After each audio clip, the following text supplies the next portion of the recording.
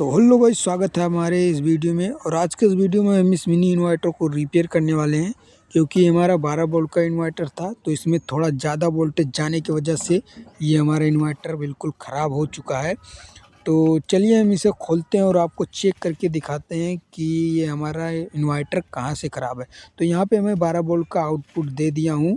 तो अब चलिए हम इस बल्ब के मदद से इसे चेक करते हैं कि हमारा लाइट करंट आ रहा है या फिर नहीं। यहाँ पे आप देख पा रहे हैं, मैंने इसे इस प्रकार से जोड़ा तब भी नहीं जल रहा, और मैंने यहाँ पर डाला तब भी ये नहीं जल रहा।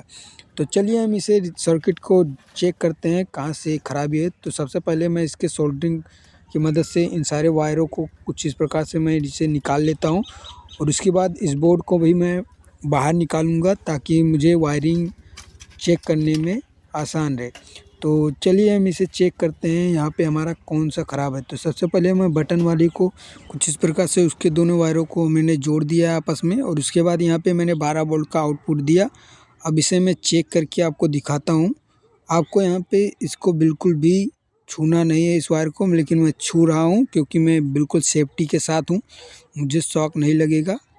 तो चलिए हम इसे यहाँ पे चेक करते हैं। तो यहाँ पे मैंने इसे हटा दिया। अब इसे मैं चेक करता हूँ मल्टीमीटर की मदद से। पहले तो हम इस दोनों मासफेट को चेक करेंगे, क्योंकि सबसे ज़्यादा इन्वर्टर में मासफेट ख़राब हो जाते हैं, जिसकी वजह से वोल्टेज नहीं बनते हैं। तो चलिए हम इसे यहाँ पे चेक करते हैं। तो सबसे पहले हमें मल्टीमीटर को बजर मोड पे यहाँ पे सेट कर लेना है। तो अब हम इसे टच करेंगे तो यहाँ पे बीप करेगा। तो चलिए अब हम चेक करते हैं। तो हमें पहले को यहाँ पे एक हीट सिंक पे रखना है, और एक को यहाँ पे पहले नंबर पे रखेंगे तो यहाँ पे 900 के बीच आना चाहिए, और दूसरे नंबर पे 500 से 600 के बीच आना चाहिए। तो यहाँ पे कुछ इस प्रकार से यहाँ पे आप देख पाएँ, और उसी प्रकार से हमारा दूसरे में भी आना चाहिए 1900 से 400 में। तो यहाँ पे हमारा बिल्कुल भी मॉसफेट ठीक ठाक है। तो चलिए अब हम इसमें वोल्टेज देते हैं और देखते हैं। यहाँ पे हमारा कैपेसिटर जो रहता है बहुत सारा जल जाता है। तो चलिए हम इस कैपेसिटर को चेक करते हैं। तो पहले हम इसमें आउटपुट दे देंगे कुछ इस प्रकार से, और इसे बिल्कुल भी सेफ तरीके से यहाँ पे आपको बिल्कुल सावधान होकर इसे चेक करना है। तो यहाँ पे मैं आउटपुट दे देता हूँ। यहाँ पे आप देख पाएंगे हमारा एलईडी बिल्कुल जलने लगा। तो चलिए अब हम इसके कैपेसिटर को चेक करते हैं। यहाँ पे आप ध्यान देना, यहाँ पे हमारा कहीं भी हाथ इधर उधर टच ना हो, वरना आपको शॉक लग सकता है। तो यहाँ पे हमें पहले यहाँ पे 20 वोल्टेज पे सेट करना है। उसके बाद मैं आपको चेक करके दिखा देता हूँ कि यह हमारा 12 वोल्ट जा रहा है या फिर नहीं। यहाँ पे आप देख पा रहे हैं हमारा 12 वोल्ट मतलब यहाँ से जा रहा है। और उसके बाद हम कैपेसिटर के माइनस वाले को माइनस पे और प्लस वाले को प्लस पे रखकर यहाँ पे हमारा 11 से 12 के बीच हमारा वोल्टेज आना चाहिए। तो हमारा कैपेसिटर भी बिल्कुल रेडी है। तो उसके बाद हमें क्या करना है, यहाँ पे हमें यहाँ पर भी हमें चेक कर लेना है। हमारे यहाँ पर भी कुछ वोल्टेज आना चाहिए कुछ इस प्रकार से 5 से 6 वोल्टेज। तो ये तो बिल्कुल रेडी है। अगर यहाँ पे 5 से 6 वोल्टेज नहीं आ रहा है तो यहाँ पे हमारा कोई रजिस्टर या ट्रांजिस्टर ख़राब हो सकते हैं।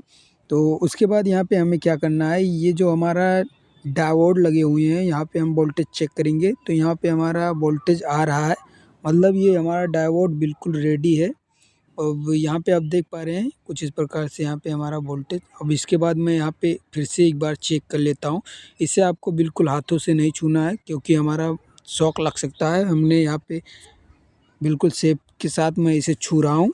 तो उसके बाद हमें इस ट्रांसफार्मर को चेक करना है, क्योंकि यहाँ पे हमारा बिल्कुल ट्रांसफार्मर ही ख़राब हो सकता है, क्योंकि हमारा सारे काम कर रहे हैं लेकिन ये ट्रांसफार्मर जो है हमें करंट नहीं आउटपुट कर रहा है। यहाँ पे आप देख पा रहे हैं ये हमारा टूटा हुआ है। यहाँ पे आप देख पा रहे हैं कार्बन की वजह से टूट चुका है, और एक यहाँ पर ये भी टूटा हुआ है। तो कुछ इस प्रकार से आपको चेक कर लेना है ट्रांसफार्मर के आसपास। तो चलिए हम इसे पहले यहाँ पे इस ट्रांसफार्मर को निकालते हैं और उसके बाद इसका वायरिंग करते हैं।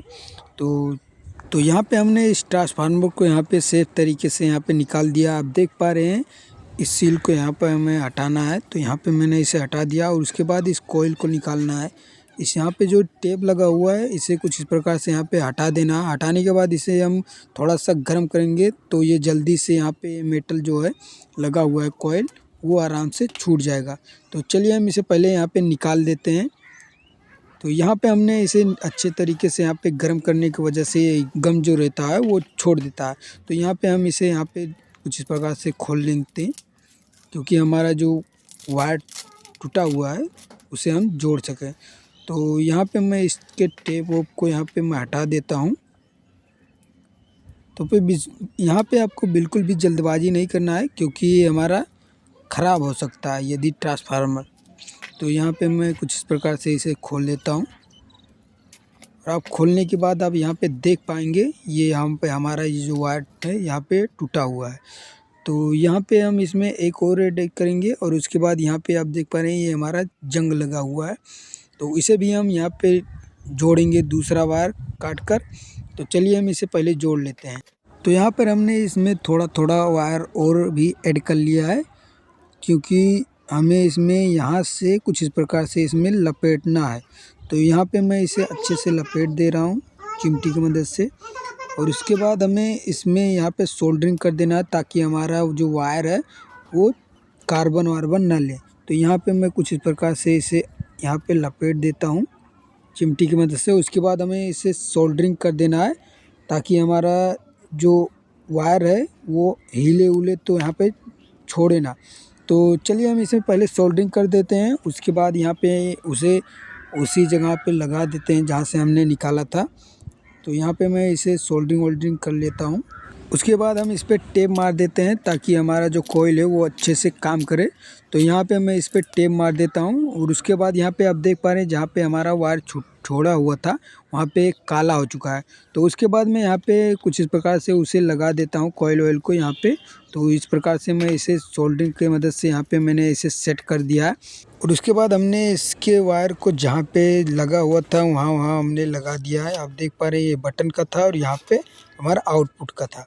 तो चलिए हम इसे चेक करके आपको दिखाते हैं। तो यहाँ पे हमने 12 वोल्ट का आउटपुट दे दिया है, यहाँ पे ऑन ऑफ भी हो रहा है। तो अब हम इसे लाइट को चेक करके आपको दिखाते हैं कि हमारा ये वोल्टेज बना रहा है या फिर नहीं। यहाँ पे आप देख पा रहे हैं किस प्रकार से ये ग्लो कर रहा है, यहाँ पे मतलब काम कर रहा है, यहाँ पे वोल्टेज बना रहा है। तो चलिए हम यहाँ पे ऑन ऑफ भी करके आपको दिखा देते हैं। तो कुछ इस प्रकार से यहाँ पे ऑन ऑफ भी हो जा रहा है, मतलब कि हमारा बिल्कुल रेडी है। तो चलिए अब हम मिलते हैं किसी नेक्स्ट वीडियो में, तब तक के लिए बाय बाय।